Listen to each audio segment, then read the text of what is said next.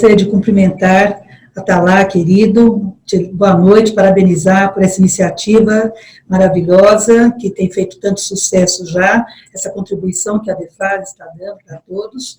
Eu gostaria de cumprimentar também Marcelo Simões, querido, também que participará conosco aqui. Boa noite, Kátia. Boa noite, querido. Professora Regina Beatriz, nossa presidente da DEFAS. E Olá, aqui. Tudo bem? Tudo bom? E a professora Verônica César Ferreira, nossa diretora nacional de Relações Interdisciplinares. Professora Verônica, é uma honra também tê-la aqui presente. E cumprimentar a todas e todos que aqui se encontram, nos acompanhando. Vamos, então, retomar a nossa fala. Hoje nós vamos falar a respeito da alienação parental, que é a temática da maior relevância, que tem realmente suscitado polêmicas, e polêmicas que exigem de nós um tratamento muito atencioso, porque, por muitas vezes, nessa militância, tratando de alienação parental há tantos anos já, embora a lei seja de 2010, né, a lei específica que dispõe sobre alienação parental, 12.318, na verdade já vimos tratando dessa matéria há mais tempo, e ao longo desses anos todos, agora ela vai completar, a lei completa 11 anos, né, esse mês, percebemos que, embora as decisões judiciais venham sendo proferidas, e, obviamente, se utilizando da lei, e a cada caso, procurando com a jurisprudência aperfeiçoar e aplicar ao caso concreto, nós sabemos que ainda existe um grande desconhecimento a respeito desta lei da alienação parental e, propriamente, do que seja alienação parental.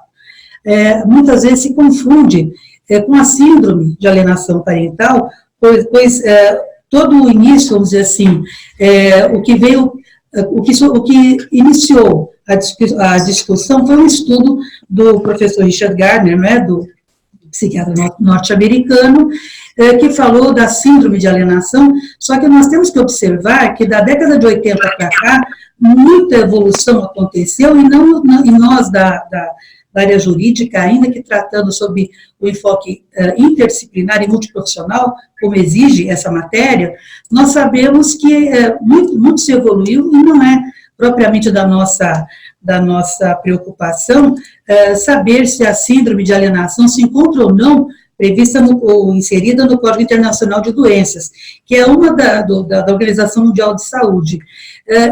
Até gostaria de observar que não devemos dar esse enfoque quando tratamos da questão da alienação parental no âmbito do judiciário, né, e na prevenção que nós devemos trabalhar, isto sim, porque é de proteção de crianças e adolescentes que nós estamos falando, da proteção e da dar efetividade aos seus direitos fundamentais. Né? Então, feita essa breve exposição inicial, eu vou passar, pedir, Jussara, por favor, vou passar a alguns slides que eu preparei.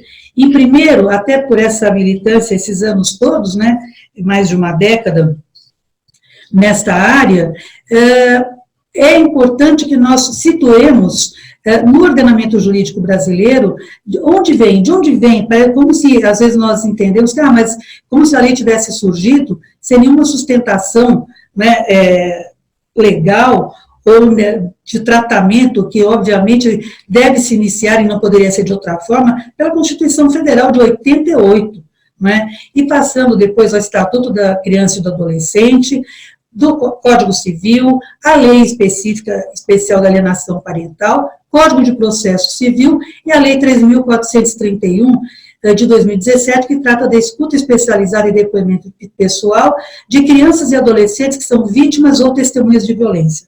Por que eu procurei dar este enfoque? Para poder dar a fundamentação toda, e obviamente que nós temos algumas intercorrências legais aí, né, entre uma e outra, mas nesta espinha dorsal, é a partir dela que eu acho que nós podemos fazer um bom debate, né? Então, passando já, então a Constituição Federal, em seu artigo 227, estabelece que é dever da família, da sociedade e do Estado assegurar a criança, ao adolescente e também ao jovem, mas eu vou procurar destacar a criança e adolescente, porque a lei da alienação parental, conforme redigida e conforme se encontra em vigor, ela dá proteção as crianças e adolescentes, seres humanos em formação. Então, nós vamos sempre nos referir aqui, neste nosso diálogo de hoje, a criança e adolescente. Não que depois não se possa pensar numa outra forma, até em termos de aperfeiçoamento da lei, que aí está, né, e jamais da sua revogação, porque essa lei representou um grande avanço, né, na matéria, para nós do direito de família e de sucessão. Ela tem os seus enraizamentos todos, e seja de forma autônoma ou incidental, em todas as matérias de que nós tratamos, nas ações de separação, divórcio, dissolução de união estável, todas aquelas que são da área de família, guarda, regulamentação de visitas. Então, é muito importante que a essa matéria seja dada a devida importância e que os debates aconteçam e aconteçam de forma ampla, para que nós possamos não apenas entender, ou nós que já exercemos de uma forma ou de outra profissionais da área jurídica e da área interdisciplinar, com a qual obviamente ela se mistura, não podemos deixar de reconhecer a importância dessa matéria para todos nós, né? Então, retomando, dever da tríade família, sociedade e Estado assegurar à criança e ao adolescente, como dissemos, os direitos fundamentais e chama atenção para a convivência familiar e comunitária, né? Não é desta ou daquela família, a convivência familiar abrange todo o entorno da família, não é só o pai e a mãe. Então, todos os familiares desta criança e deste adolescente estarão, logicamente, inseridos aí. Né? Nós falamos dos tios, dos irmãos, dos primos, enfim, das famílias, das formações familiares reconstituídas. É importante que nós trabalhemos nesse amplo espectro que abrange a alienação parental. E convivência, portanto, familiar e comunitária, além de colocar crianças e adolescentes a salvo de toda forma de violência, crueldade e opressão. E faço aqui um pequeno parênteses para destacar que a violência há 31 anos atrás, muitas vezes tida apenas como a violência física ou sexual, as mais evidentes, pelo menos as mais tratadas nas áreas civil e penal, nós temos que entender que hoje a violência, a partir do tratamento da Lei Maria da Penha, da Lei 11.340, de 2006, completou ontem 13 anos, a partir de então, nós já sabemos que as violências, e podemos falar no plural, as violências são tratadas de que forma? A sexual e física, sim, mas também a moral, a patrimonial e a psicológica. E é neste item, especificamente, que eu gostaria de discutir, porque a interlocução da psicologia com o direito reside na área da alienação parental, justamente nesse quesito, né, na questão do desenvolvimento psicológico, e nós estamos falando de saúde mental, estamos falando do desenvolvimento de um ser humano que se pretende seja um cidadão e que tem uma família estruturada, que é o nosso trabalho aqui da DEFAS. No artigo 229, que os pais têm dever de assistir, criar e educar os filhos menores. Então, originariamente os pais, por quê? Porque nós estamos aqui fazendo o link com o artigo 226, parágrafo 7º da Constituição Federal, que estabelece que é livre o planejamento familiar do casal, mas que obviamente, eles têm o dever, a responsabilidade, né, parental. Então, ter os filhos, planejamento familiar é livre, mas tem a responsabilidade na paternidade e na maternidade, que deve ser observada de forma primeira. Pode passar. No Estatuto da Criança e do Adolescente, nós temos aqui o princípio da proteção integral da criança e do adolescente, portanto, sendo a criança e o adolescente observados da forma mais ampla, como ser humano, porque não vamos falar só do seu desenvolvimento físico, mas sim também do mental, moral, espiritual e social. E de que forma? Em condições de liberdade e de dignidade. No seu parágrafo único, que foi acrescentado pela Lei 13.257 de 2016, nós temos que crianças e adolescentes devem ter respeitados esses seus direitos fundamentais e tratados sem qualquer tipo de discriminação, todas elas aí já bem discriminadas, e o que é importante, levando em consideração as famílias em que vive a comunidade também. Então, não importa se de maior ou menor relevância no aspecto, não será dada maior ou menor relevância ao fato de ter uma situação econômico-financeira maior ou menor. O importante é que dentro das condições possíveis da família que se encontra, esses menores, que nasceram por determinação ou de que forma seja, dentro de um núcleo de família, esse núcleo de família, ordinariamente, seus pais são responsáveis pelo seu desenvolvimento, né, da maneira melhor possível, atendendo a todos os seus direitos fundamentais.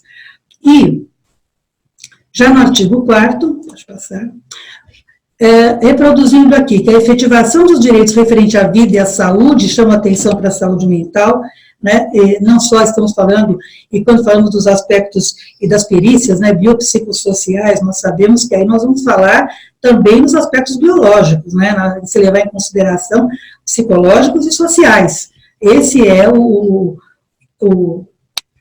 a perícia, essa é a perícia que é feita, a biopsicossocial, leva-se tudo em consideração. Então, nós temos que considerar esse ser humano, em formação, como um todo, né.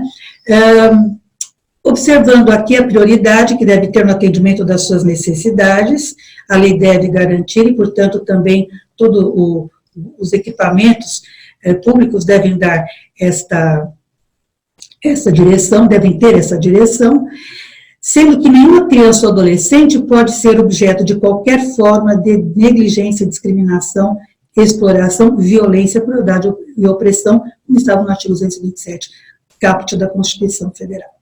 Atendendo-se sempre, obviamente, à condição peculiar da criança e adolescente como pessoas em desenvolvimento. Pode passar? Bem, já no Código Civil, nós temos aqui, com relação ao poder familiar, lembrando que a guarda é um dos atributos do poder familiar, que os filhos estão sujeitos ao poder familiar enquanto menores, e ali nós estamos falando indistintamente de pai e mãe, certo? Então, compete originariamente a eles o poder familiar, que só vai ser exercido com exclusividade por um deles, na falta ou no impedimento de um deles, né?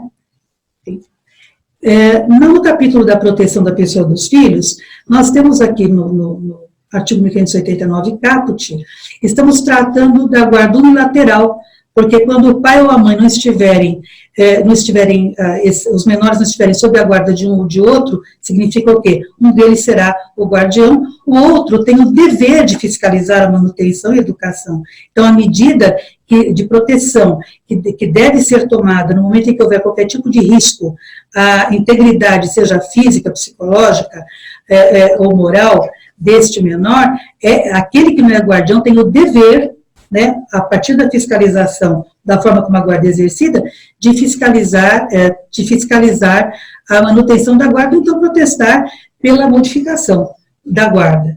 E as questões de alienação parental, nós vemos que é muito recorrente essa questão de acusações cruzadas, né, quando se acusa o guardião da prática, e não importa se seja o pai ou seja a mãe.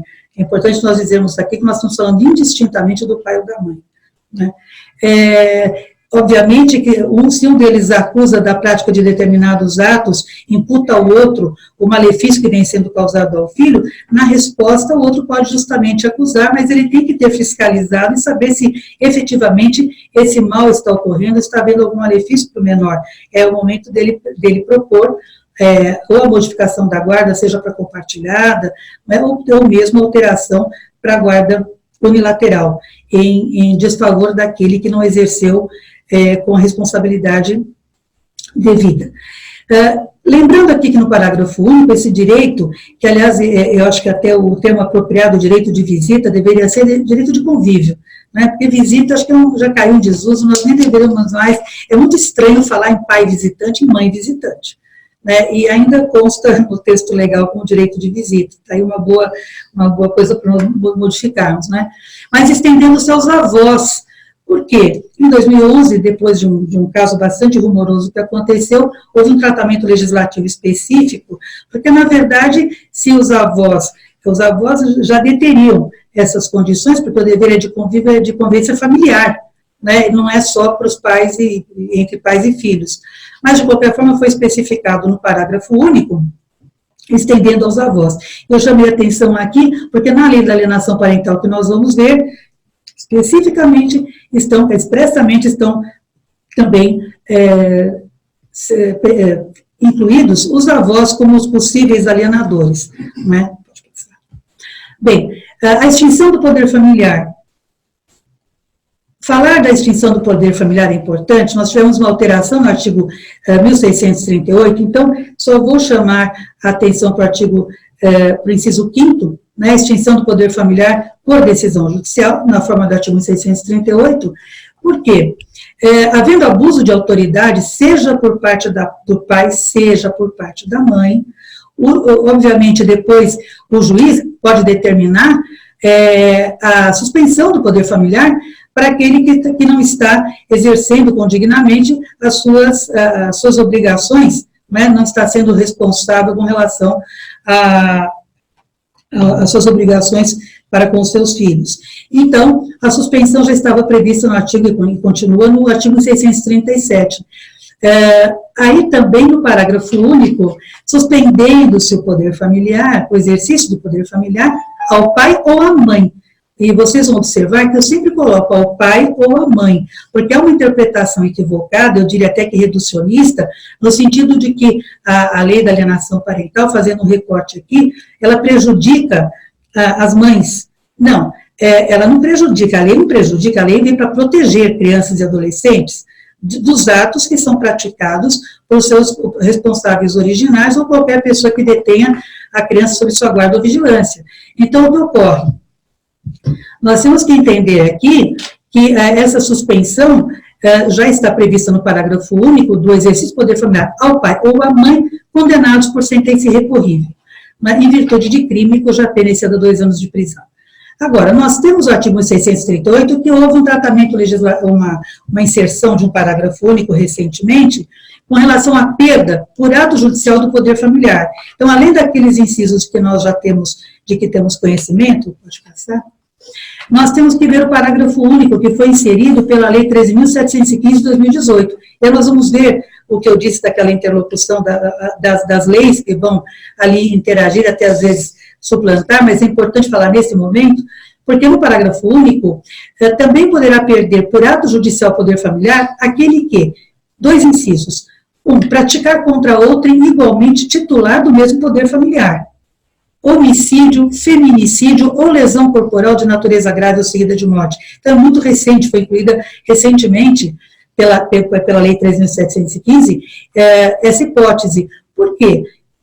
Quando se tratar de crime doloso envolvendo violência familiar, doméstica, ou menosprezo ou discriminação à condição de mulher. Então, é importante nós falarmos aqui disso, porque nós começamos com a Lei Maria da Penha, de 2006, tratando da violência doméstica e familiar contra a mulher, né, prevendo especificamente as formas de violência e dando tratamento, inclusive, para a criação de juizados especiais de família, né, de violência doméstica e familiar contra a mulher. Eu estou até me adiantando, porque ontem foi aprovado no Senado a possibilidade das ações de separação e divórcio, né, vai agora para a Câmara dos Deputados, a possibilidade de separações e divórcios serem feitas nos juizados especiais de violência doméstica e familiar, né, o que nós sabemos que existe logicamente que é um tema que não vamos dizer assim, também pacífico, né, sabemos que vai virar muita discussão, mas é para se pensar. E aqui nesse exato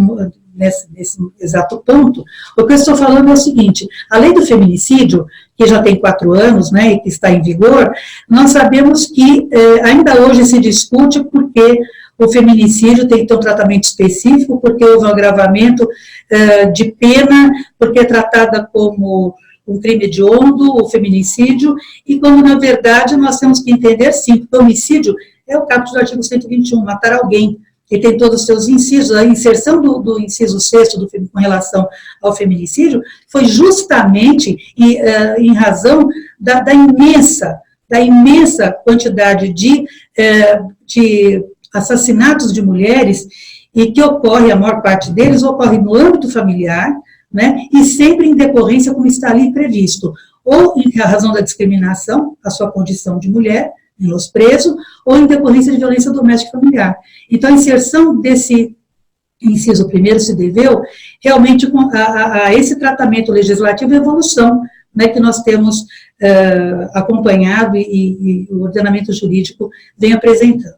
O inciso segundo também perderá por ato judicial o poder familiar quem praticar contra filho, filha ou descendente os mesmos crimes que estão ali especificados, acrescentando-se a linha B, que trata de estupro, estupro de vulnerável ou outro crime contra a dignidade sexual sujeito à pena de reclusão. Então, é significativa essa inserção. Por quê? Porque se trata, sim, da extinção, né, do poder familiar por ato judicial, né? Pode passar, por favor.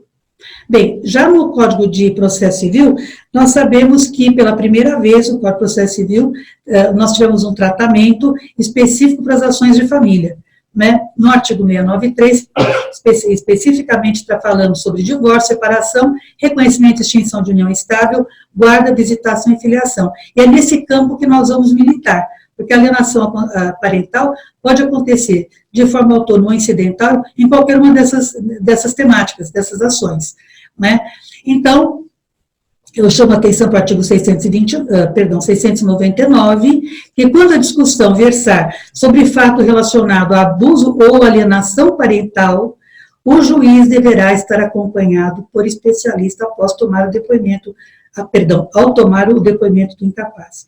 E eu chamo a atenção aqui, porque a lei da alienação parental, nós vamos ver já, ela especifica, prevê expressamente que esse especialista deve ter um histórico acadêmico profissional que comprove a sua experiência no tratamento das questões da alienação parental. E que nós sabemos que não é uma realidade entre nós, né? E que demanda uma atenção e um cuidado maior.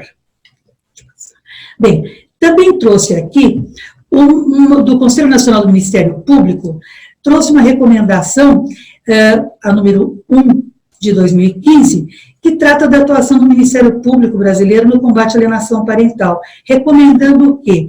Que a importância dessa temática, que é um problema grave, recorrente no cotidiano brasileiro, que causa prejuízos significativos a crianças e adolescentes, especialmente por se tratarem de indivíduos que se encontram em fase de desenvolvimento da personalidade.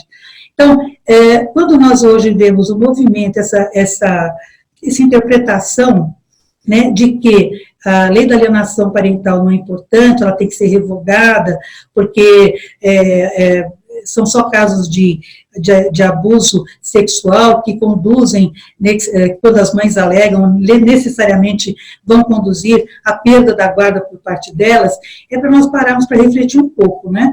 Porque nós estamos vendo que nós estamos militando no Poder Judiciário, nós temos todos os dias milhares de decisões a partir de 2010 que foram proferidas com base nessa lei. O que demanda, sim, é o aperfeiçoamento da lei, darmos estrutura para que o Poder Judiciário tenha essa equipe, né, que atua. Então, e nessa equipe vamos incluir todos os profissionais que vão militar, desde o advogado, o Ministério, os promotores de justiça, os juízes, psicólogos, assistentes sociais, nós todos temos que estar inteirados e discutir amplamente essa questão da alienação parental. Ela demanda, assim, debate, ela demanda diálogo, né, e não a simples revogação, e pelo que se percebe, muitas vezes, pelo desconhecimento, porque enquanto nós estamos aqui conversando, podem ter certeza que mesmo hoje, muitas decisões já foram proferidas nas ações de alienação parental, ou que envolvem a matéria da alienação parental, né, seja de forma autônoma ou incidental. É importante que nós atendemos para isso. Mais do que pensarmos agora, ou ao contrário, melhor dizendo, de pensarmos em revogação, nós temos que pensar, sim, em como aperfeiçoar. Mas voltando, vejam que nessa recomendação do Ministério Público se encontram inclusão do tema nos cursos de formação e atualização dos membros do Ministério Público, apoio e fomento da atuação dos membros na defesa de crianças e adolescentes, portadores de deficiência, etc. A realização de ações coordenadas para a conscientização de pais sobre os prejuízos da alienação e os benefícios da guarda compartilhada, enfim, e também recomendando o desenvolvimento de projetos com a finalidade de conscientização pública da guarda compartilhada como forma de evitar. Aliás, a questão da conscientização a respeito da temática da alienação, a DEFAS prestou uma grande, imensa contribuição à temática, no momento em que apresenta um projeto, e esse projeto, melhor dizendo, um projeto que se converteu em lei, né, aqui no município de São Paulo, prevendo a elucidação, a informação, a conscientização e prevenção da alienação parental. Nós vamos falar um pouquinho adiante sobre isso. A DEFAS abraçou esse projeto porque a preocupação com a família brasileira, da forma como as coisas estão se conduzindo, e às vezes ao arrepio totalmente daquilo que é necessário, essas leis podem ser revogadas sem que as pessoas tenham conhecimento até de que estejam praticando atos de alienação, porque não sabem que são. Muitas vezes as pessoas praticam atos de alienação acreditando que estão protegendo seus filhos, não permitindo que vejam aquele ou aquela que não detém a guarda, mudando de endereço sem qualquer tipo de informação, sem dar a condição para que a criança possa se avistar com a família, porque para a criança, a família, pai, mãe, avó, ela não escolhe o lado, se é do pai, se é da mãe, a proteção ela deve receber de todos, né? Então, assim, no momento em que nós temos que discutir isso, eu chamo a atenção e para que nós dialoguemos mais a respeito, apresentemos esses projetos e façamos com que eles tenham efetividade para modificar esse estado de coisas, e não é tirar como se nada tivesse acontecendo, né, a alienação parental do nosso mapa, né? Pode passar, por favor.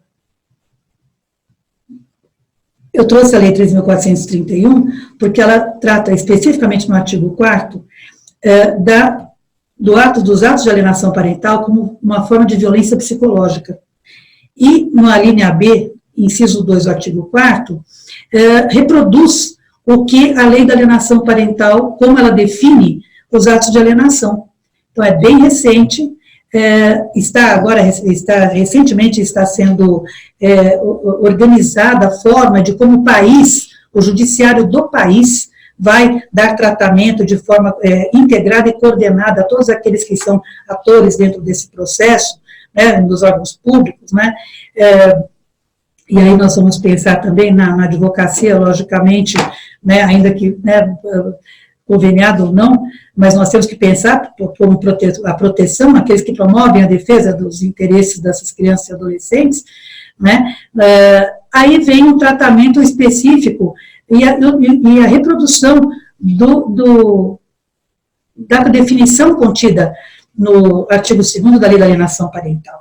Então, é muito importante que nós atentemos esse caminho legislativo para saber que nós não temos que pensar em revogar uma lei, seria um retrocesso absurdo. Na minha opinião, logicamente, demanda diálogo, demanda discussão, e ouvirmos todos os argumentos que existem de todas as partes. Mas é importante mostrar que todo o tratamento que vem acontecendo desde a Constituição Federal é no sentido de proteger crianças e adolescentes, é no sentido de nós podermos trabalhar as suas especificidades, que são tantas, né? Então, é nesse sentido que eu gostaria de deixar esse convite também à reflexão. Pode passar. E a lei da alienação parental, para não me alongar, não sei o tempo que nós vamos expor a partir Então, me avise antes, por favor. Eu estou pedindo que nós temos que dar uma pausa para não perder a possibilidade de nós dialogarmos aqui e também trocarmos as nossas informações. Mas a lei 12.318, que vai completar agora, portanto, 9 anos, e devemos entender que 9 anos dos processos judiciais caminhando, as decisões sendo proferidas, com os tratamentos legislativos e a evolução que veio acontecendo ao longo desses anos, mas seguramente 9 anos que essa lei está em vigor. Ela demanda uma atenção muito especial. Em que podemos aperfeiçoar? Sem dúvida, mas que não podemos negar a relevância dessa lei, nós não podemos negar. Então, a definição aqui, mas eu gostaria, como a lei estabelece no artigo 2º, como ato de alienação, interferência na formação psicológica de criança ou adolescente, e aí se fala de alienador, podendo ser os genitores, qualquer deles, pai ou mãe, avós, ou quaisquer pessoas que detenham as crianças ou adolescentes sob sua guarda, autoridade ou vigilância, no sentido de que repudia o genitor ou causa prejuízo ao estabelecimento ou manutenção de vínculos e especialmente vínculos afetivos, vínculo de respeito, vínculo de, inclusive, da autoridade, né, parental, que se não foi aquele ou aquela que não foram, aqueles que não foram destituídos do poder familiar, logicamente que mantém, né, o poder familiar. Então, eu gostaria de ressaltar aqui o que a professora Regina Beatriz, que eu entendo que seja, assim, uma forma bastante clara. Muitas vezes pergunto, e como é? Eu falei, não, aqui é bastante clara, eu reproduzo aqui. Dá-se o nome de alienação parental às estratégias do pai ou da mãe que desejam afastar injustificadamente os filhos do outro genitor, ao ponto de desestruturar a relação entre eles. Inclusive, aqui a obra está citada, curso de Direito Civil, né, volume 2, aí estão as referências. E é interessante nós falarmos, eu destaquei algumas palavras aqui, porque são estratégias, eu achei muito feliz eu levo essa como sendo a melhor das definições, porque são estratégias, sim, que aquele que pretende impor sobre o outro aquilo que considera que seja um poder, é uma disputa de poder, no final das contas, é uma disputa de poder, nós sabemos disso, né? Quem vai ficar com o filho e como o filho vai ser utilizado como moeda de troca, ou aquele ou aquela que não paga pensão, então também não pode ver. É importante nós falarmos isso. São estratégias, são artimanhas, para usar uma palavra até um pouco menos, não é, vamos dizer assim, elegante, mas na verdade são artimanhas. Por quê? Mudar, de repente, o domicílio sem qualquer forma. Daí a professora Regina falar de forma injustificada. Porque se há justificativa, e cada caso será um caso avaliado de acordo, obviamente, com o que ele apresenta, né? Mas de forma injustificada. Então, muda de cidade ou de estado, justamente para dificultar o convívio com o outro, agredindo frontalmente o que estabelece o artigo 227 da Constituição Federal. Né? Então, estamos falando justamente disso. Então, qual a finalidade? É afastar crianças e adolescentes de modo a desestruturar a relação. O que é desestruturar? É simplesmente esfacelar aquela família que se constituiu. É importante nós dizermos isso. Vamos voltar ao princípio da paternidade e maternidade responsáveis. Se nós estamos falando, no momento em que se estabelece uma família, essa família tem que ser cuidada, os menores têm que ser protegidos, e toda a legislação é nesse sentido. Então, quando nós falamos em romper vínculos por vontade de um ou de outro, ou porque não estabelece, não consegue elaborar o luto da separação, não consegue sobreviver, aspas, ao desenlace de um relacionamento, e aí vem um aporte fundamental da psicologia para nós, ou da visão psicojurídica, né? Eu tenho aqui o privilégio de ter a precursora da visão psicojurídica no direito de família, a professora Verônica César Ferreira, a quem sempre me refiro em todas e quaisquer palestras, ou em todas as minhas manifestações, porque é importantíssimo entender que este casal precisa de um tratamento enquanto casal, mas que os filhos devem ser tratados por eles, independentemente da forma como eles estejam se vendo ou não conseguindo se organizar. Então, eles têm que se organizar com relação aos filhos. Daí porque muitas vezes se fala que é importante o consenso. Não é consenso no sentido de que devem concordar, não, devem respeitar os direitos desses filhos e fazê-los valer. Então, para que isso aconteça, é importante que eles saibam, pelo menos, dialogar e colocar os filhos acima dos seus interesses pessoais. Isso é fundamental. Isso é a professora Verônica, não é? Mas esses anos todos, né, 20 anos já com a professora Verônica, né, é um privilégio. Mas voltando, pode passar, por gentileza. Então, que atos que são esses? Alguns exemplos, logicamente, porque, inclusive, nós temos também especificados na lei, mas eu trago aqui um trabalho que eu conheci em 2011, quando fui convidada a me manifestar em Botucatu, e ali eu vi um trabalho muito interessante que até concorreu ao Prêmio Novare, que seria uma campanha permanente de conscientização e prevenção à alienação parental, e uma conversa interdisciplinar. Nós tínhamos ali uma psicóloga especializada, e eu falei pela área do direito, e nós fizemos uma interlocução dos nossos trabalhos. Então, alguns exemplos, e aí eu cito a fonte, e foi quando despertou realmente o trabalho que foi sendo feito. Aliás, eu chamo a atenção para dizer que, se não é uma campanha permanente, hoje o que nós temos são, pelo menos no estado de São Paulo, 70 municípios paulistas e tem uma lei municipal que estabelece no seu calendário oficial uma semana de conscientização e prevenção à alienação parental. E aqui em São Paulo, a nossa de 2018, autoria da deputada Adriana Ramalho, e que eu faço questão de mencionar, e depois vocês vão ver a razão disso, né? Esse trabalho de levar ao conhecimento das pessoas que não têm noção, muitas vezes, e procuram os advogados, procuram o Ministério Público, muitas vezes praticando os atos e achando que são as vítimas, quando na verdade podem ser os próprios alienadores, sem saber, né? Então, de que forma? Que atos são esses? Excluindo o genitor ou genitora da visita dos filhos, interferindo nas visitas, atacando a relação entre os filhos e aquele genitor que se quer afastar. Então, isso geralmente é promovido por quem? Pelo guardião ou pela guardiã, porque tem mais tempo, até porque aí se comenta que a guarda compartilhada seria interessante para evitar. Não, particularmente, eu não entendo, e fica aí a discussão, que a guarda compartilhada resolva esse tipo de situação, até porque, para compartilhar a guarda, efetivamente, e nós sabemos que não é dividir despesas, como muitas vezes nós vemos, né, a intenção é somar esforços para que as crianças e adolescentes, frutos daquela relação, possam se desenvolver da melhor maneira, plena,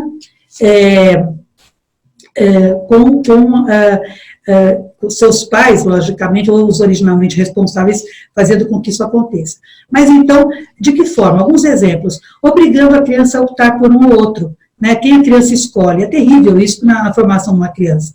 Transformando a criança em espiã, né? Fazendo com que vá vigiar se essa criança vai ou não, se a mãe está namorando de novo, se o pai já tem outra pessoa, ou não pode... que traga relatórios, né? É triste nós vermos isso, na militância nós vemos, às vezes as crianças são obrigadas por aquele que detém a guarda, e com quem essas crianças mantêm maior, portanto, mais tempo, vamos dizer assim, de convívio, essas crianças acabam se prestando a esse tipo de situação e acabam tendo crises de lealdade. Porque assim, eu vou falar uma coisa contra alguém, por exemplo, que pode ser aquele que não, ou aquela que não seja detentora da guarda, mas que me trata bem, porque eu tenho vínculo de afeto, enfim, mas eu tenho que cumprir esse papel, de levar um relatório, né, do que está acontecendo na casa da outra ou do outro, que não é o guardião. Isso é terrível para a criança, além de interferir na formação também, até da própria, né, da personalidade da criança, né, se comportando dessa forma, denegrindo a imagem daquele que não é guardião ou daquela, criticando a competência profissional, é muito comum ver isso, né, a situação financeira, e aí o que é mais grave, as falsas acusações de abuso sexual e drogas. Eu chamo a atenção aqui, porque é parte da grande discussão que se trava hoje, a questão da falsa acusação de abuso sexual. Basta nós fazermos um levantamento dos julgados, dos julgamentos que aconteceram nos primeiros anos em que estava a lei já em vigor, a partir de 2010, e nós vamos ver a quantidade de situações em que se alegava o abuso sexual e que as crianças e adolescentes eram imediatamente afastados. E aí o judiciário houve por bem, né, ser mais cauteloso, monitorar visitas, determinar a supervisão das visitas, permitir o acesso de forma supervisionada. Então, se aí nesse momento nós precisamos fazer um tratamento mais detalhado, ou seja, atender mais essa questão, sim, carece de aperfeiçoamento, sem dúvida, todo esse entorno que nós temos do trabalho com a questão da alienação parental. Mas jamais dizer que não houve situações em que a acusação era falsa, porque nós sabemos que sim. Né? Então, temos que trabalhar com os olhos aí, e logicamente, que preservando os casos em que há abuso sexual, e esses casos devem ter um tratamento próprio, na esfera criminal, com a condenação, nós sabemos até que com o poder imediato, com a perda do poder familiar. Né? Pode passar. No artigo 3º, falando que a prática desses atos de alienação fere direito fundamental da criança ou do adolescente e constitui abuso moral. Eu trago aqui, na justificação do projeto de lei, então apresentado pelo jurista e então deputado Regis de Oliveira, justificando que a alienação parental é uma forma de abuso emocional. Houve até que me questionasse em uma das palestras se o abuso emocional é maior do que o abuso sexual. Eu fiquei impressionada com a pergunta, porque abuso é abuso, e toda forma de abuso tem que ser proibida. Toda forma de abuso tem que ter tratamento específico. Se é na legislação penal, nós temos que dar o tratamento específico, a condenação daquele que se comprovar e que houve efetivamente aquela forma de abuso, mas não podemos esquecer do abuso psicológico que ocorre em todo e qualquer momento, pelos poucos exemplos que eu dei. Isso pode se projetar para o resto da vida e vai se reproduzir nas gerações futuras, porque aquela pessoa que foi alienada muitas vezes reproduz alienação porque naturalizou os atos que viveu, né? Então, pode passar, por favor. O levantamento estatístico de 2010 foi feito, e dentre as 33 situações apontadas, está aí a fonte, se encontravam depressão, fugas, rebeldias, regressões, negação, conduta antissocial, né, e às vezes o aproveitamento da situação, enfrentamento com os pais. Então, quer dizer, já existe uma contaminação na formação psicológica atestada por levantamento estatístico. Pode passar. E a criança, então, se as partes são alienador, que pratica os atos, alienado, de quem que se afasta, as grandes vítimas, crianças e adolescentes, então podemos falar que crianças e adolescentes também acabam sendo alienados. O que eles apresentam? Sentimento constante de raiva e ódio, se recusam a se comunicar com aquele genitor que é alienado, e tem sentimentos e crenças negativas sobre ele. Com relação às consequências cognitivo-comportamentais nas vítimas de alienação, seja criança, adolescente ou adulto, o que se verifica são transtornos psicológicos e psiquiátricos, prevalência maior de uso de drogas e álcool, tendência ao suicídio, nunca se falou tanto no suicídio de jovens como se tem falado nos últimos anos. Nós temos que prestar atenção nisso, porque às vezes as crianças e adolescentes, eles não, às vezes não, certamente não têm maturidade ainda para elaborar o que eles estão vivendo, e a insuportabilidade da situação que eles vivem pode conduzir ao suicídio, sim. Da mesma forma que conduz a esses jogos que estão nas redes sociais e que as crianças têm acesso, infelizmente, às vezes até por grupos de WhatsApp, às vezes os pais tentam por um lado, eles conseguem por outro, que é próprio, né, já. E dificuldade de manter relações afetivas estáveis. Vários casos nós vimos assim, de pessoas que não entendiam por que não conseguiam manter relações afetivas estáveis. E depois, ao se investigar, chegou-se à conclusão que isso veio da prática de atos de alienação enquanto crianças. Né? Pode passar.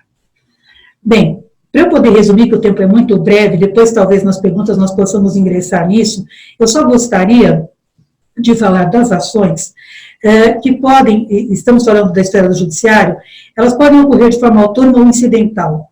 Tem tramitação prioritária e o que se objetiva, quando o Ministério Público muitas vezes opina nesse sentido, o juiz determina as medidas de urgência, é no sentido de preservar a integridade psicológica da criança ou do adolescente.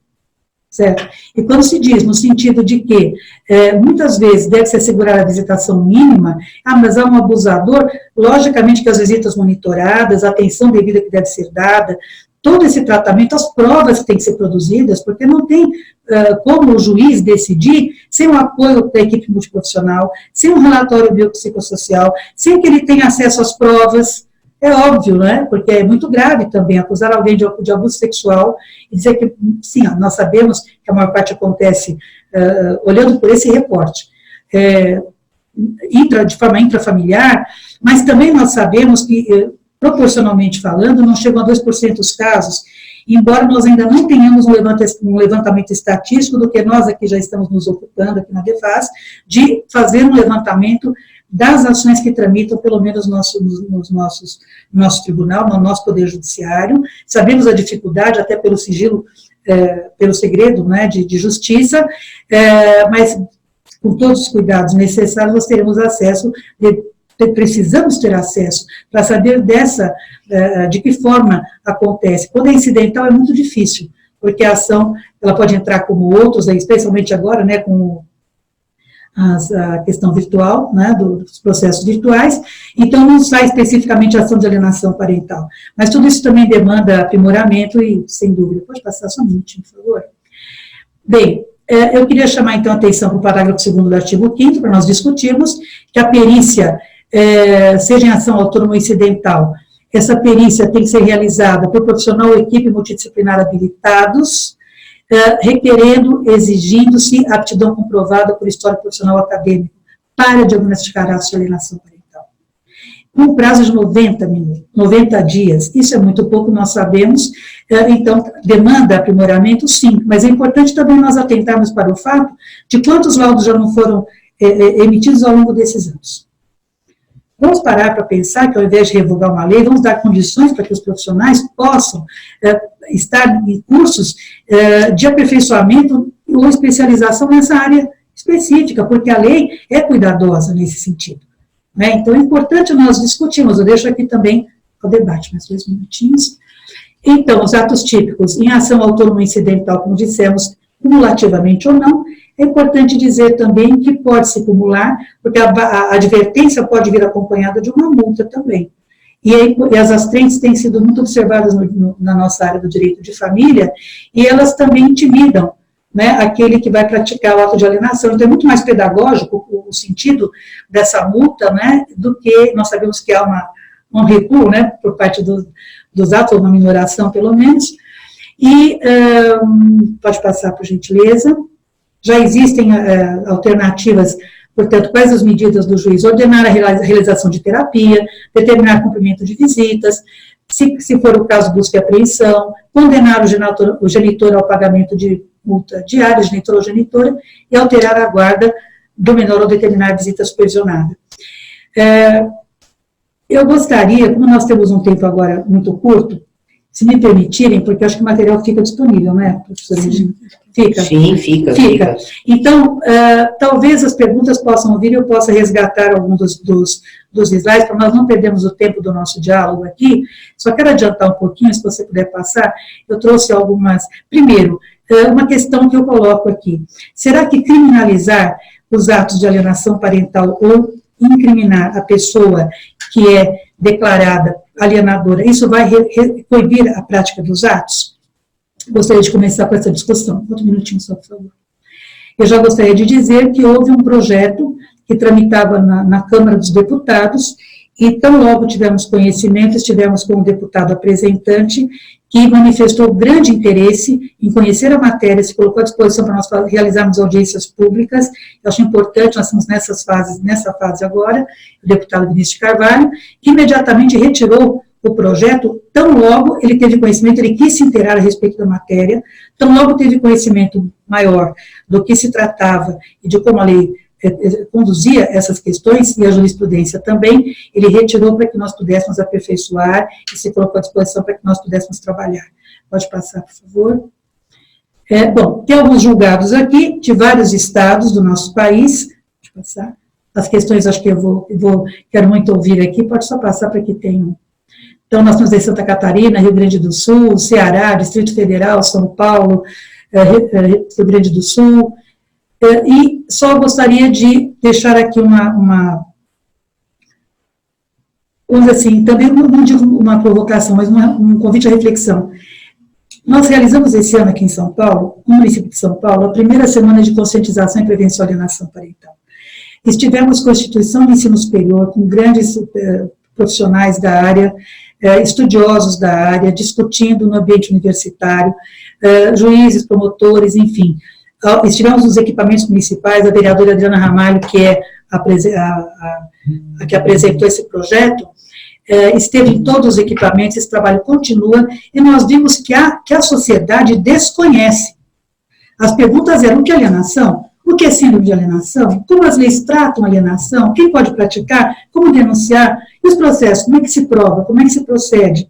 A alienação é crime? As perguntas são dessa ordem. A guarda compartilhada evita? Como é que se evita a alienação? Então, assim, essas questões todas é nosso trabalho, e por isso a nossa regionalização no estado todo, trabalhar questões com alienação parental em todos os nossos municípios, para levarmos esse conhecimento às pessoas, porque conhecendo, elas vão deixar de praticar com certeza. E algumas questões aqui que eu coloco, se é de proteção de crianças e adolescentes, de todo tipo de violência ou abuso que nós estamos tratando, para coibir a prática e minorar os efeitos negativos da alienação, que ocorre sim, né, em todas as esferas que nós falamos aqui. Ela merece reprimenda do Estado porque é um abuso no exercício do poder familiar. Envolve questão de interesse público. Nós estamos falando de salvaguardar rigidez mental de crianças e adolescentes. A promulgação dessa lei, como o professor Eduardo de Oliveira Leite, aliás, numa obra referência, alienação parental do mito à realidade, está aí a referência. Claramente ele diz, o Poder Judiciário, quando é instado, quando ele é chamado a se pronunciar, ele vai se pronunciar com base na lei, com base no caso concreto, nas provas que se produzir, mas não vai deixar de se pronunciar. Já acontecia antes, nós só não tínhamos uma lei que tratava disso especificamente. Então, agora vocês pensam no aperfeiçoamento dessa lei. E de que forma? Temos pensado em especialização e integração dos profissionais dessas áreas, todas que nós falamos, uma discussão ampla. Temos que pensar em políticas públicas que priorizem efetivamente a matéria da alienação e aperfeiçoamento do texto legal, esclarecimento e ampla divulgação à sociedade. Então, aí eu agradeço muita atenção, desculpem ter me alongado um pouco, mas é porque nós tivemos também aí um break de ordem técnica. Muito obrigada pela atenção de todos. Muito obrigado, doutora Kátia Boulos. Boa noite a todos. Agora, funcionando adequadamente aqui o meu áudio, todos me ouvem, correto? Agora sim, doutor Marcelo. Boa noite, professora Regina, nossa presidente. Boa noite a todos os ilustres participantes deste terceiro webinar. Eu acredito que as pequenas panes ali no início, na verdade, foram úteis para pelo menos uma finalidade. Eu iria fazer uma apresentação da doutora Kátia Boulos, que absolutamente não era necessária, porque ela dispensa apresentações, não é? Então, todos conhecemos a professora Kátia Boulos, que é advogada, professora universitária, consultora nas áreas dos direitos da mulher, da família e sucessões, membro fundadora da nossa ADEFAS, diretora de Relações Institucionais, foi vice-presidente no biênio 2016-2018 e especialista, como todos pudemos saborear, não é, através da palestra dela, no tema da alienação parental. Ao longo da exposição, doutora Kátia, algumas perguntas foram formuladas pelos participantes, mas eu vou me valer aqui do benefício de moderador para formular primeiro a minha pergunta, não é? Junto com alguma provocação. Nós temos realmente trabalhado conjuntamente diante do momento pelo qual passa o tema, não é? O tema da alienação parental, da lei de alienação parental, está sendo muito discutido no âmbito do Congresso Nacional. Nós temos diversos projetos de lei tramitando no Congresso Nacional, alguns prevendo a revogação integral da lei, outros prevendo a sua alteração, não é? Eu destaco dois projetos em especial, o projeto de lei do Senado, de número 498 de 2018, que está hoje com a relatoria da senadora Leila Barros, que é um projeto para a revogação da lei. Esse é um projeto, não é? Muitos sabem, oriundo da CPI dos maus-tratos. E nós temos também um projeto de lei da Câmara dos Deputados, o PL 10.182 de 2018, hoje com a relatoria do deputado Tiago Mitraldi, Partido Novo, não é? Que faz algumas alterações, propõe algumas alterações à lei, especificamente prevendo algumas questões aí ligadas ao tema do abuso sexual, não é? Que vem sido muito aí abordado. Então esses debates estão ocorrendo e com essas propostas, não é? Algumas para revogar a lei, outras para alterar a lei. A doutora Kátia já se referiu a essa problemática durante a exposição. A gente sabe que, por parte dos defensores da revogação da lei de alienação parental, existe toda uma argumentação na linha de que a lei vem sendo utilizada, segundo alegam, para único e exclusivo prejuízo das mães, né? As mães estariam sendo prejudicadas e quem estariam sendo beneficiados seriam pais e, fundamentalmente, pais abusadores sexuais, pais que praticam abuso sexual. Ao praticarem, a mãe vai lá, a mãe reclama, né, evidentemente, e aí os pais alegam que estão sofrendo alienação parental e a guarda lhes é deferida. Essa é a alegação, e dizem que deveria haver a revogação da lei. Bom, eu estou fazendo essa apanhado por conta do nosso momento legislativo, mas a pergunta que eu queria fazer, até porque ficou claro durante a exposição da doutora Kátia, é uma visão a qual eu compartilho em boa medida, muitos colegas da ADEFAS compartilham, muitos especialistas compartilham, no sentido de que o caminho, talvez mais, não é, na linha de um meio termo, um caminho mais desejável seria o da melhoria da lei, do aprimoramento da lei, não é? E não pura e simplesmente da sua revogação, como vimos, é uma lei que cumpre funções muito importantes, interessantes para o sistema, e em prol da proteção, da melhor proteção, da proteção do melhor interesse da criança, não é? Que é aquilo que interessa a todos nós. Então também partilho dessa visão no sentido de que pode se melhorar a lei, não é? É uma coisa que a gente tem debatido muito. É complicado imaginar que todos os pais separados, divorciados aqui desse país sejam abusadores sexuais, como é complicado imaginar que todas as mães também estejam procedendo aí a denúncias caluniosas. Então, a verdade está em algum lugar aí do meio do caminho. Mas vamos à pergunta. A pergunta seria o seguinte: como poderíamos efetivamente aprimorar a lei? Não é? A doutora Kátia vislumbra mecanismos novos, alterações que possam ser realizadas. Nesse PL 10.182, alterador, se propõe aqui a inserção de uma norma, só para dar um exemplo, né, prevenindo o deferimento de guarda, não é, de guarda provisória em caso de abuso, não é, em caso de abuso sexual. Você poderia repetir, porque aqui o falhou, né? Eu repito, claro. Sim, eu dizia que, para dar um exemplo assim do que a gente poderia debater como uma possível melhoria, nesse projeto de lei de número 10.182, não é, de 2018, da Câmara, uma das alterações seria feita no âmbito do artigo 6º da Lei de Alienação Parental, seria para prever que não fosse deferida a guarda provisória, não é, em casos de abuso sexual. Me parece até a redação, assim, na minha opinião, não muito boa, porque fala assim, caso de indícios mínimos e tal, acho que está um pouco insegura a previsão, né? Tem que ser um pouco mais técnica, mas de fato eu perguntaria isso: como poderíamos aprimorar a lei, não deferindo a guarda provisória em caso de abuso, prevendo uma pena pesada para a falsa alegação de alienação parental, aprimorando a participação dos especialistas, não é, que é tão importante para a convicção do juiz. Então, me beneficiei aqui para fazer primeiro a minha pergunta, depois faço as demais. É aberto a todos, né? Só para dizer que realmente o caminho é esse, de nós. A questão para o juiz é muito complicada, porque quando vem a notícia de que está havendo abuso sexual, a primeira medida que ele vai tomar, logicamente, é no sentido de afastar aquele que é acusado. Mas foi assim no início, pelo menos ao longo dos primeiros anos.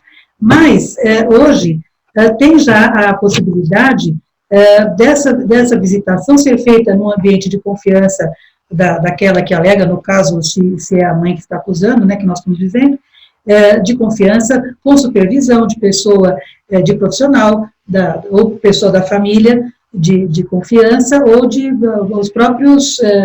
É muito triste visitar o público, essa que é a verdade. Né? Posso fazer uma intervenção? Pode. Eu não resisto. Aqui, ó. Né? Eu tenho uma ótima notícia para dar, que está para ser divulgada de uma maneira mais ampla. Eu participei ativamente desse trabalho, juntamente com outros escritórios de advocacia que também participaram, inclusive financiando o projeto. Nós, escritórios de advocacia, iniciamos o projeto, e sempre levando o nome da ADEFAS, divulguei a nossa associação nesse projeto, que está implementado, que é a chamada Casa de Família.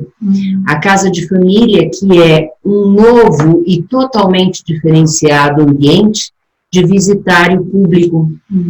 É um local extremamente, tornou-se um local aqui em São Paulo, capital de São Paulo, um local altamente agradável, com equipes, inclusive, de acompanhamento extremamente treinadas e, certamente, graças ao trabalho da doutora Vivian Wipfli, que é a juíza que foi quem conduziu, né, toda essa iniciativa e o próprio projeto, nós teremos agora uma dimensão diferente, doutora Kátia, doutor Marcel, doutora Atalá e todos os ouvintes da Casa de Família, que vai certamente servir de exemplo a todas as outras comarcas, porque isso vai ser divulgado nacionalmente. Então, isso é uma boa notícia, já está em funcionamento. É uma ótima notícia e nós esperamos que proliferem as casas de família,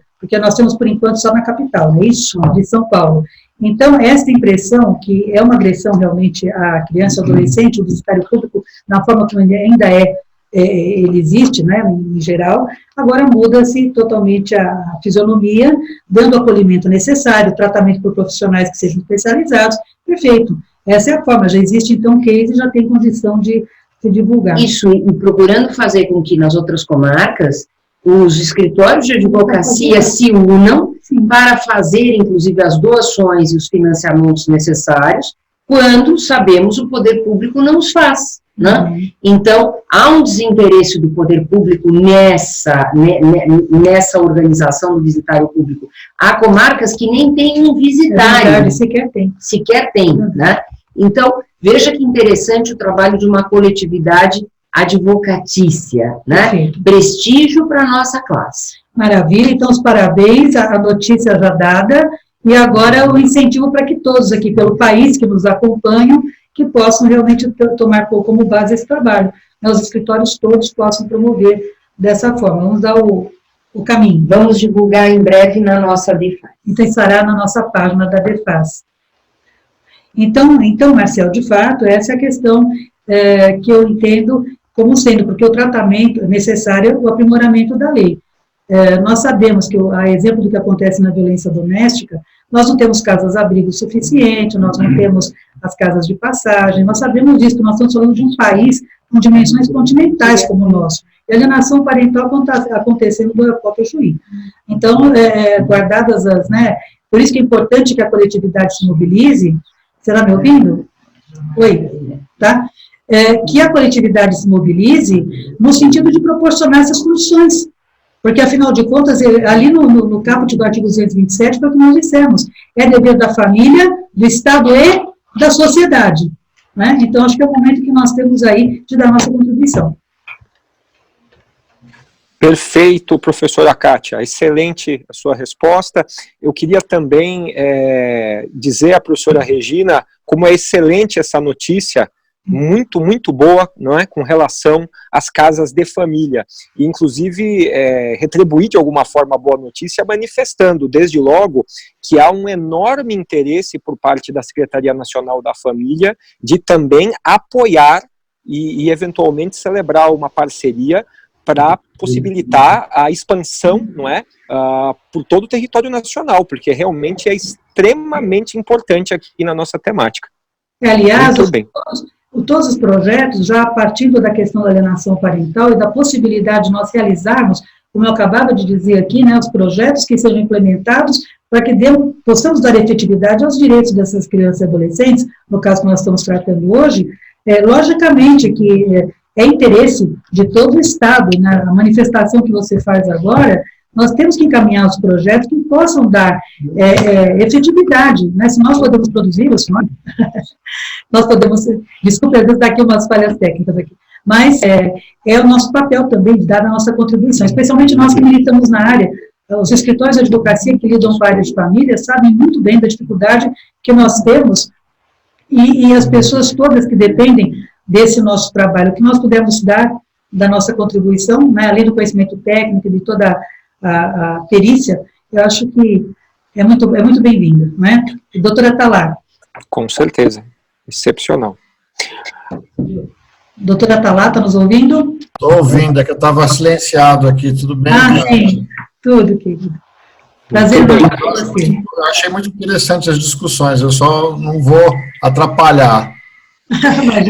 Eu tenho algumas perguntas aqui, professora Kátia, vamos adiante. Eu tenho aqui a pergunta da doutora Jaqueline Rubner Lima. Ela indaga se a professora Kátia acredita que a utilização dos preceitos e práticas do direito sistêmico é ferramenta capaz de fomentar as medidas protetivas e, quiçá, se tornar base para o tratamento dos casos de alienação parental. Bem, nós temos, ultimamente, embora não seja novo, né, nós temos aqui a professora Verônica, mas a questão do direito sistêmico, nós temos que entender exatamente do que nós estamos falando. Há algumas práticas que, logicamente, podem colaborar, e outras que nós sabemos que ainda demandam um pouco mais de estudo, um pouco mais de compreensão, de entendimento. Então, nós temos, por exemplo, as oficinas de pais e filhos, nós sabemos que prestam uma grande colaboração, e elas têm que ser aqui, né, evidenciadas. Nós sabemos que conciliação e mediação, da forma como são práticas, vamos chamar de não adversariais, né, que são os métodos adequados de solução de conflitos, como são chamados hoje, podem dar sua grande contribuição, tanto que o próprio Código de Processo Civil favorece, nesse sentido, né, que primeiro se procure fazer a mediação ou conciliação, mas aqui eu faço uma observação. Temos que ver de que forma se está entendendo conciliação e mediação, né? Porque se é uma mera aproximação de interesses para um resultado final de um acordo, para um processo específico, eu penso que seja bem mais do que isso, né? Nós estamos falando de trabalhar os sentimentos dessas pessoas para que elas efetivamente queiram cumprir o acordo que elas estão fazendo, né? Então existem práticas, sim, e as práticas colaborativas, eu acho que nós temos várias condições, mas o direito sistêmico, enquanto no direito de família hoje vem sendo discutido, embora, como eu disse, já há muito tempo, né, essa visão até já foi introduzida pela professora Verônica, como eu disse aqui, na verdade hoje se fala muito, mas precisamos fazer aí vamos fazer assim, como direi, né, umas pontuações exatamente do que em princípio, podem colaborar, sim. Temos que ver na prática como é que a teoria vai funcionar. Muito bem, muito bem. Agora temos algumas perguntas, mais de uma na realidade, formuladas pela doutora Carla. São algumas perguntas muito interessantes, perguntas práticas. A primeira talvez já tenha sido respondida mais para a parte final da exposição.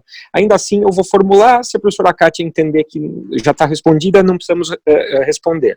A primeira pergunta da doutora Carla é que ela entendeu ser possível a propositura de ação própria de alienação parental. Ela pergunta como se daria, qual seria o pedido, se não seria necessariamente uma causa de pedir para ação de guarda ou regulamentação de convivência. Enfim, basicamente essa pergunta já foi um pouco abordado, talvez. Não, sim, mas desculpe, porque às vezes interrompe, eu não consigo ouvir. Mas se pode ser, sim, uma ação autônoma declaratória da existência da alienação parental. Ela pode ser declaratória e pode ser autônoma, como pode ser incidental num processo de guarda, num processo de regulamentação de visitas, né? Isso, logicamente, que é importante a declaração da alienação parental, porque se for no curso de um processo, esse processo vai assumir a fisionomia a partir da decisão dessa declaração, se existe ou não alienação parental. E, Kátia, seria talvez interessante comentar o seguinte, que sendo uma ação declaratória, né, uma ação própria, cabe inclusive um pedido de tutela de urgência para aplicação das sanções previstas na lei com urgência, porque é a urgência que efetivamente evita a medida de urgência, a chamada liminar, né, que evita a evolução desse mal tão grande que é a alienação parental. Não adianta nada esperar 3, 4 anos, ou mesmo 2 de um processo judicial, né, depois ainda sujeito a recurso, né, com efeito suspensivo, apelação com efeito suspensivo, esperar anos que a alienação parental estará implementada e na escritura advocatícia que eu tenho, né, de tantos anos de advocacia, afinal de contas são quase 40, antes da lei e depois da lei. Nós tínhamos, antes da lei da alienação parental, um problema gravíssimo, que era o seguinte: não havia suporte legal. Não havendo suporte legal, os juízes trabalhavam com o Estatuto da Criança e do Adolescente, com a pena de multa, mas com muita dificuldade, e não tínhamos, portanto, esse suporte e esse apoio, esse fundamento do ordenamento legal. Conclusão: temos casos na nossa história advocatícia aqui do escritório, que por maior que tenha sido o nosso empenho, pais foram afastados de filhos, e alguns deles só foram rever os filhos quando esses filhos tinham 30 anos de idade, e como eu tenho 40 anos de profissão, vocês podem imaginar que eu acompanhei isso tudo, né? E outros que, mesmo com filhas ou filhos já com os seus 20 e poucos anos de idade, continuam a não ver, porque o filho não quer ver. O filho absorve dentro, não é verdade, professora Verônica? E dificilmente, como diz a nossa grande especialista na área da psicologia, dificilmente reverte. Então, que importância tem esta lei, né? Nós temos que divulgar, temos que debater, como disse a doutora Kátia, temos que refletir e temos que lutar contra a revogação desta lei. Aperfeiçoamento, sim, mas revogação, não. Perfeito, perfeitamente. Eu só acrescentaria, acho pertinente, pelo menos na minha forma de ver, essa questão da alienação parental como causa de pedir. Entendo que ela também pode ser causa de pedir numa ação indenizatória, não é? Então, realmente tem aí a sua funcionalidade para além da questão da guarda. Já estamos aqui para encerrar as perguntas, não é? Pelo avançar do horário, mas, como eu disse, havia mais uma pergunta aqui da doutora Carla. Eu acho interessante, porque é curta, eu vou fundir as duas perguntas dela. Ela pergunta se é possível alienação parental entre pais casados, e pergunta o que a professora Kátia acha da alienação parental contra avós. Bem, é possível sim, com as pessoas ainda convivendo, é possível, até porque, se nós vamos partir do pressuposto de que é uma forma de dar uma imagem negativa daquele que se quer afastar, é até uma forma de facilitar essa separação, é uma forma de fazer com que o outro fique tão mal visto que a própria família não queira que ele esteja no ambiente doméstico. Acontece sim, nós acompanhamos casos assim, infelizmente. Acaba sendo um motivo que se torna insustentável o convívio com a família. Os filhos não querem saber da pessoa que está sendo alienada, não querem saber da parte da família a qual pertence essa pessoa alienada, esse genitor ou genitor alienado, então é muito complicado. E a segunda pergunta era com relação a voz. Com certeza, até porque nós sabemos que já na nossa... a própria, vamos dizer, a forma como a nossa sociedade se conduz, muitas vezes, e vamos falar de uma forma ampla, né, muitas vezes os netos ficam com os avós porque os pais precisam trabalhar, porque, né, então, às vezes, e nós vemos isso também, quando a imagem, a avó ou avô, denigrem a imagem daquele genitor que obviamente, não é nem filho nem filha, né, deles.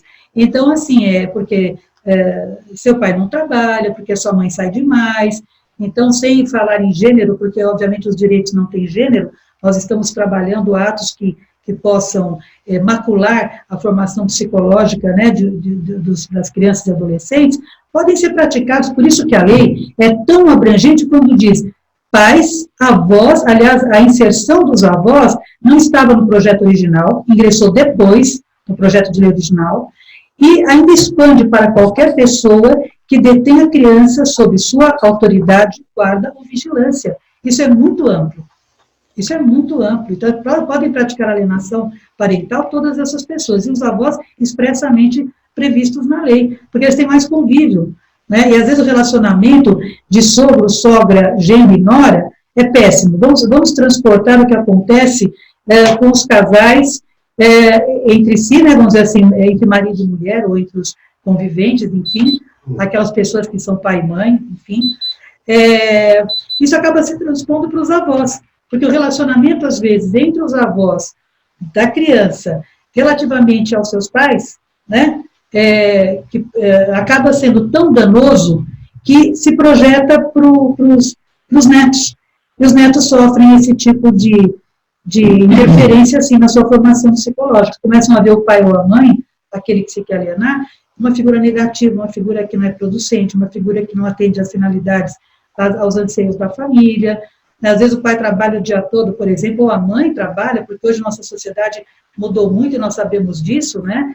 Às vezes a mãe trabalha muito, não consegue chegar no horário, ela é acusada de quem está negligenciando, né, os seus deveres para com os filhos, e muitas vezes a mulher, isso é muito recorrente, trabalhando a questão da mulher, é importante dizer, os grandes dramas existenciais que as mulheres sofrem, quando elas estão trabalhando, que elas estão produzindo para a família também, elas estão se projetando de forma, em termos evolutivos, né, como pessoa, por conhecimento, enfim, ou cursos de pós-graduação, tão comuns hoje, né, e você percebe que a imagem sua mãe não chega no horário, a sua mãe não cumpre os deveres da casa, a sua mãe não cozinha para nós, porque ainda tem arraigado, infelizmente, ainda existe arraigado, e nós temos que falar isso, né? Culturalmente, isso também carece de transformação, no sentido de se entender o papel de cada um dentro da família. Então, as crianças são, sim, vítimas dessa cultura ainda torta, como eu costumo dizer, porque com tudo que já se evoluiu, já estamos aí na era, né, cibernética, a todo vapor, e ainda se pensa que a mulher tem que ficar em casa, ou a mulher que trabalha, ela está fora de casa, ela não está pela casa, pelos filhos, ou por ela, evoluindo como pessoa.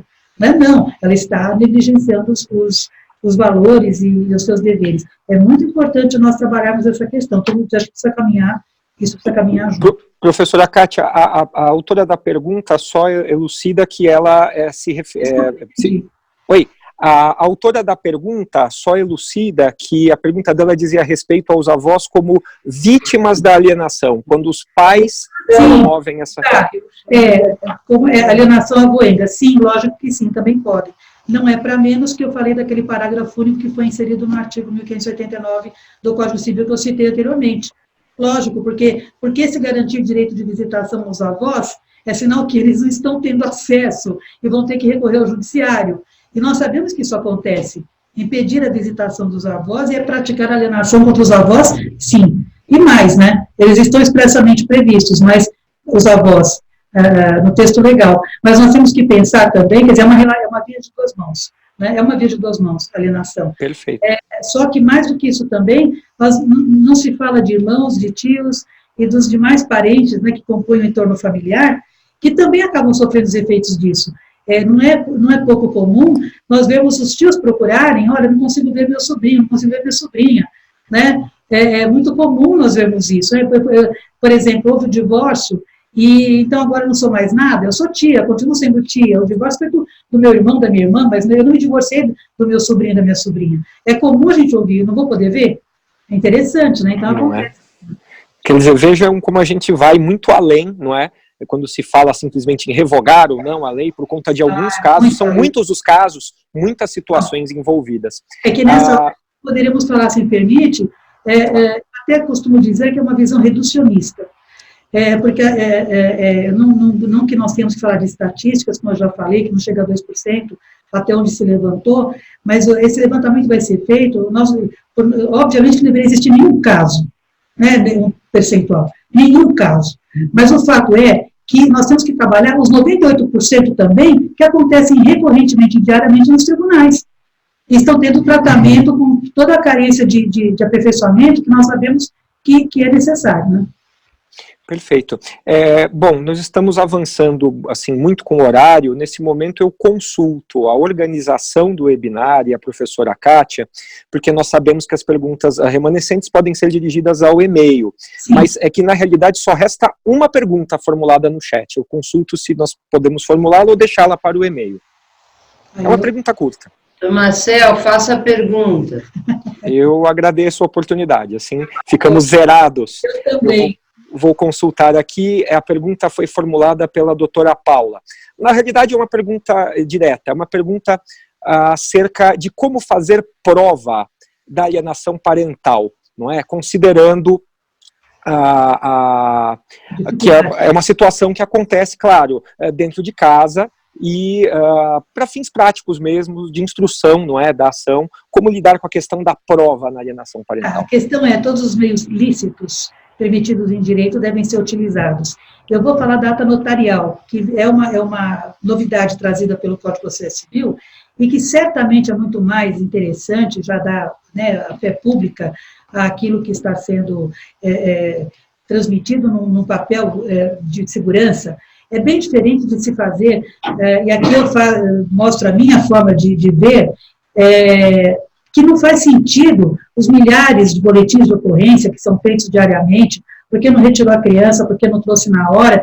Então, primeiro tem que ter uma conscientização da sociedade, no sentido de não ficar utilizando esse tipo de, eu posso dizer, de expediente, porque no final das contas, até um dos acordos que eu vou deixar aqui, uma das emendas, trata disso. No caso, era o pai, no caso concreto que eu vou deixar aí, ele lavrou milhares de boletins de ocorrência ali, para dizer a verdade, dezenas, mas que tem o efeito de milhares. Por quê? Porque, na verdade, é uma declaração unilateral. Ele foi até a delegacia, declarou o que ele quis e juntou como se fosse prova. E chega um momento em que o próprio judiciário já olha né, não dá aquela atenção, o boletim de ocorrência, ele foi de nada a lugar nenhum. Ele só testou que naquele momento a pessoa foi lá e declarou isso.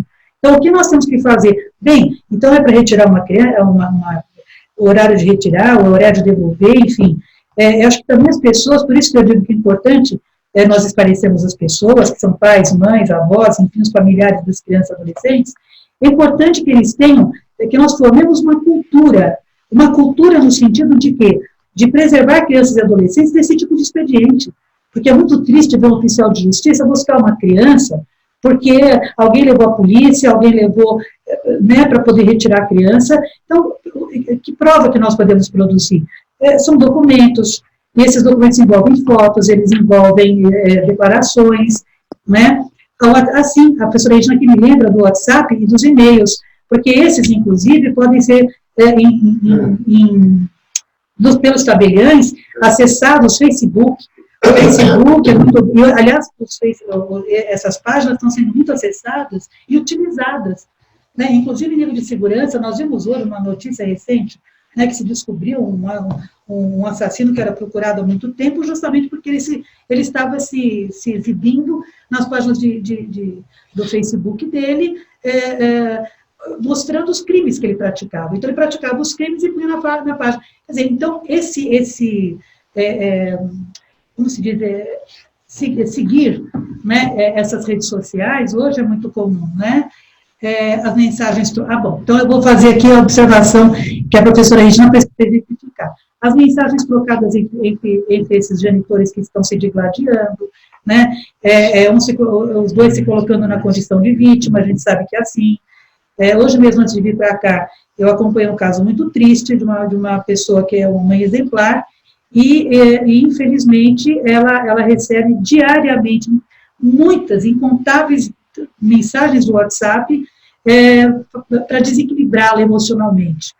Né, que ela não atende direito, que ela só pensa nela, que ela não pensa nos filhos, quando na verdade é exatamente o contrário. Mas ele deixa registrado no WhatsApp todo o desconforto, toda a indignação dele ter sido preterido, que essa é a verdade.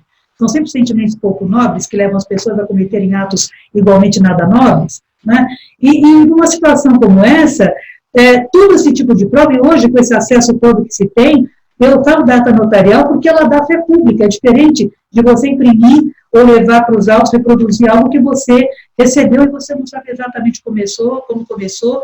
Então, é levar o tabelião, ele acessa a página, ele acessa o telefone, vai colocar no documento, e também, às vezes, até o acompanhamento de alguém do tabelião para poder ver e atestar uma ação, né, de declaração, que compareceu e viu que a criança não se pôde entregar, não se quis, melhor dizendo, entregar a criança, que às vezes a criança reluta que ela quer ir, e a pessoa que está detendo a criança sob sua guarda não deixa ir, encontra expedientes, coloca cursos até um acordo do Tribunal de Justiça de São Paulo muito interessante, em que o tribunal teve que se manifestar no sentido de que, em acórdão, de que estavam vedadas, esse é o termo, vedadas as atividades extracurriculares às quartas-feiras, porque quarta-feira era o dia de visitação, que eu já digo, de conviver com aquele genitor afastado. Então, todas as quartas-feiras acontecia alguma coisa para a criança não estar disponível para poder se avistar com esse genitor. Então, assim, todos os meios lícitos, para resumir, são admitidos. Então, depoimentos, laudos prévios. Interessante, é uma prática que eu costumo também fazer.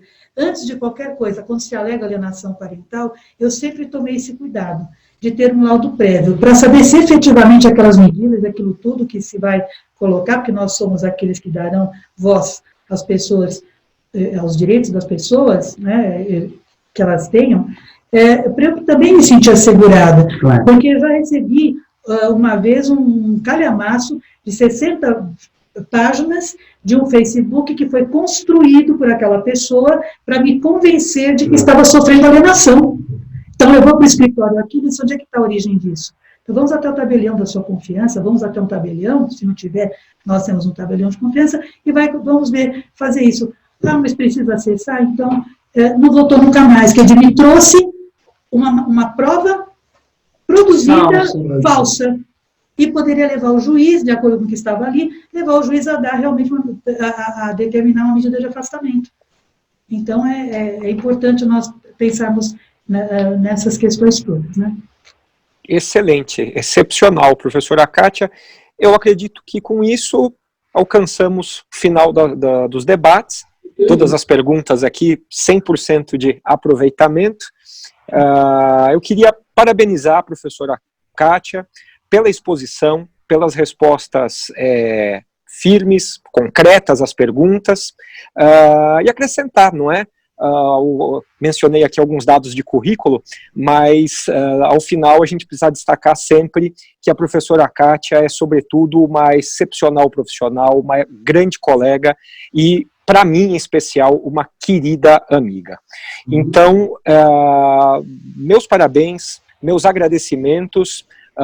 Obrigado a todos os participantes deste webinar. Tivemos um número grande de inscritos, de participantes, excelente também a qualidade das perguntas. Parabenizar a nossa presidente, professora Regina Beatriz, por proporcionar essa oportunidade aos associados, a todo o público, né, o professor Atalá também, que vem proporcionando esses eventos. E chamar a todos, não é, para o próximo webinar que ocorrerá brevemente, sempre debatendo importantes e atuais temas do direito de família e das sucessões no Brasil. Obrigado a todos. Retorno a palavra para aí. E mais uma vez lembrando que todo esse trabalho de webinar se deve à iniciativa do professor Atalá Correia, sempre presente em todos os webinars. E sempre muito, muito atento a toda a parte, inclusive, tecnológica. Um beijo grande para todos. Obrigada, Kátia. Obrigada, Marcelo. Boa noite a todos. Obrigado. Um beijo, querido. Atalá também. Um beijo a todos. Muito obrigada também pela atenção.